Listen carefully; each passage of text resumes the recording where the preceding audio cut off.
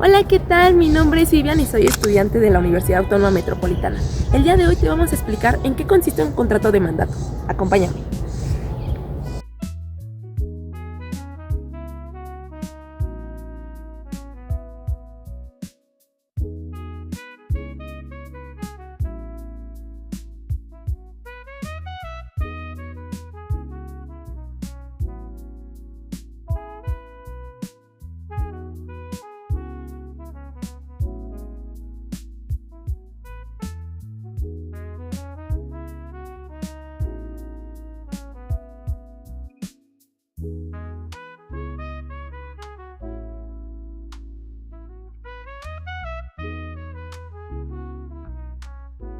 Esto que acabas de ver es un ejemplo de contrato de mandato. Pero, ¿qué es un contrato de mandato? El contrato de mandato es un acuerdo entre dos personas donde el mandante le pide a otra persona que haga algo por él, mientras que el mandatario se compromete y acepta hacer el mandato. Ahora bien, para comenzar, es importante distinguir tres conceptos que suelen confundirse cuando hablamos de mandato, que son poder, mandato y representación. El poder es la autorización que una persona le encarga a otra para que esta persona actúe en su nombre. Por otra parte, el mandato es un contrato mediante el cual una persona le encarga a otra que realice actos jurídicos. Y finalmente, la representación ocurre cuando el mandatario actúa directamente en nombre del mandante y los efectos recaen sobre esta última. Ahora bien, una vez entendido esto, podemos entender qué es el mandato con representación y qué es el mandato sin representación.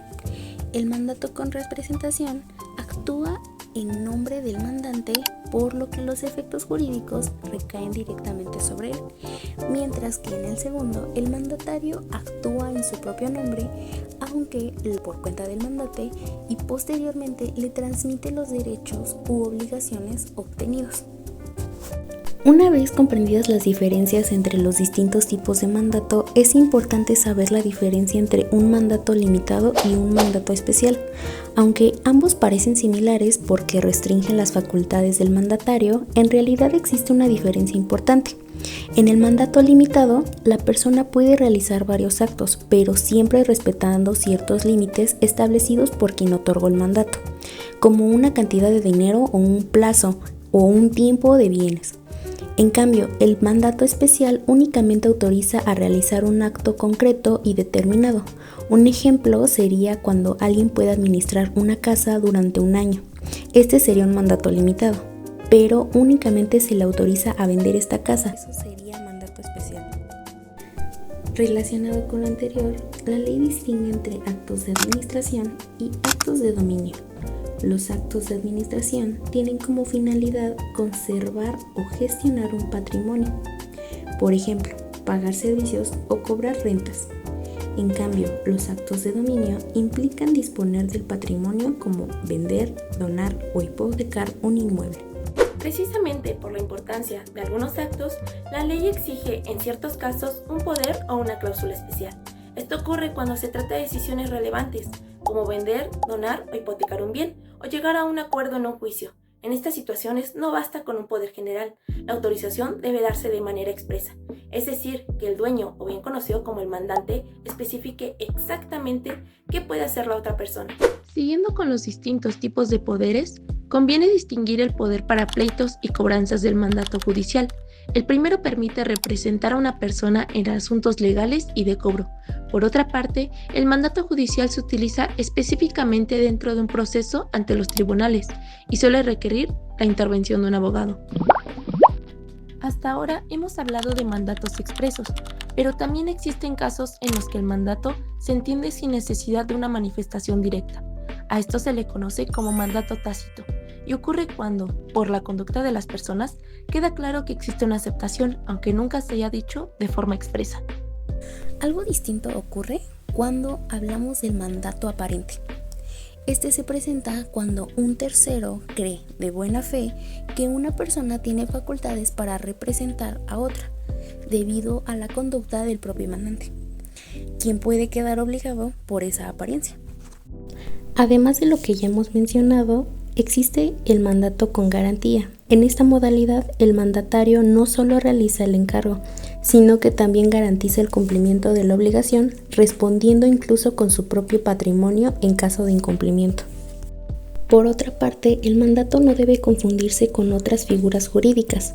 La comisión se utiliza principalmente para actos de comercio. La agencia implica promover negocios de manera continua. La inmediación bursátil se refiere a las operaciones en el mercado de valores y los servicios profesionales consisten en prestar conocimientos o habilidades sin representar jurídicamente a otra persona. Después de conocer estas diferencias, es importante señalar que el mandato puede aceptarse de dos formas. De manera expresa, cuando el mandatario manifiesta claramente su aceptación, o de manera tácita, cuando comienza a ejecutar el encargo. Una vez aceptado, el objeto del contrato consiste en realizar actos jurídicos por cuenta del mandante, siempre dentro de los límites establecidos por las facultades otorgadas. Asimismo, el mandato debe cumplir determinadas formalidades, dependiendo del acto que se vaya a realizar. Pueden otorgarse mediante el escrito privado o mediante escritura pública ante un notario. Estas formalidades son aún más estrictas cuando el mandato recae sobre actos de estado civil, debido a la importancia personal y jurídica de estos actos, por lo que generalmente se requiere autorización expresa y mayores requisitos legales. En el caso de los títulos de crédito, la facultad de endosarlos o ejercer derechos sobre ellos también debe conferirse de manera específica, normalmente mediante un poder especial.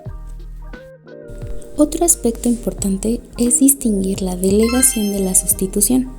En la delegación, el mandatario encarga parte de sus funciones a otra persona, pero sigue siendo responsable, mientras que en la sustitución, otra persona ocupa completamente su lugar como mandatario, cuando la ley o el mandante lo permiten. Sin embargo, el mandatario debe actuar siempre dentro de los límites de sus facultades. Si se excede en lo autorizado, los actos realizados no obligarán al mandante, salvo que éste los rectifique posteriormente, y además el mandatario puede responder por los daños ocasionados. Finalmente, encontramos la figura de la contratación consigo mismo o autocontratación. Esto ocurre cuando una persona, actuando como representante, celebra un contrato consigo misma, debido al posible conflicto de intereses. La ley generalmente la prohíbe, salvo que exista autorización expresa del mandante o que no se afecten sus intereses. En conclusión, el contrato de mandato es una herramienta jurídica que permite que una persona actúe en nombre o por cuenta de otra dentro de los límites establecidos por la ley. Su correcta utilización brinda seguridad jurídica tanto al mandante como al mandatario y protege los derechos de las personas involucradas. Una vez que el mandatario termina de actuar, también tiene ciertas obligaciones. Una de las más importantes es rendir cuentas. Esto significa que debe explicar al mandante qué hizo, qué decisiones tomó y entregarle el dinero, los bienes o cualquier beneficio que haya obtenido, además de los comprobantes de los gastos realizados. Así el mandante puede comprobar que todo se hizo de forma correcta y transparente. En el caso del mandato judicial, el procurador también tiene responsabilidades específicas. Debe representar al mandante con honestidad y cuidado, cumplir los plazos del juicio, asistir a las audiencias, mantenerlo informado y defender sus intereses. Si actúa con negligencia y causa un daño, puede ser responsable por ello. Además de las obligaciones del mandatario, el mandante también tiene ciertos derechos. Uno de ellos es revocar el mandato cuando lo considere necesario. Para hacerlo, debe comunicar claramente al mandatario que ya no tiene autorización para actuar en su nombre. Además, si otras personas estaban involucradas, también debe informarles y, de ser posible, recuperar el documento o poder otorgado, para evitar que el mandatario siga actuando como su representante. Hay casos en el que el mandato puede ser irrevocable, como cuando se otorga también en beneficio del mandatario o de un tercero, o sirve como garantía para cumplir una obligación. En esos casos no puede revocarse libremente, es decir, que si alguien más depende de él, ya no es tan sencillo. También debemos saber que no toda irrevocabilidad funciona igual. Hay diferencia entre la irrevocabilidad absoluta y la irrevocabilidad relativa. La absoluta significa que no puede revocarse bajo ninguna circunstancia prevista en el acuerdo, mientras que la relativa significa que solo puede revocarse cuando existe una causa legal o justificada. Relacionado a lo anterior, no cualquier mandato puede convertirse en irrevocable, solamente aquellos que cumplen una función especial de protección o garantía, como por ejemplo cuando se garantiza el pago de una deuda.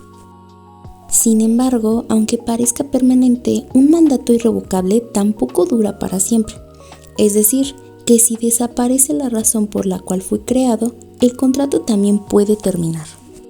Asimismo, como el mandante puede terminar el mandato, el mandatario también puede renunciar. Sin embargo, este debe avisar con antelación ante el mandante para que éste pueda nombrar a otra persona y no sufra perjuicios. Por ejemplo, un abogado no puede dejar un juicio importante sin antes avisar a su cliente.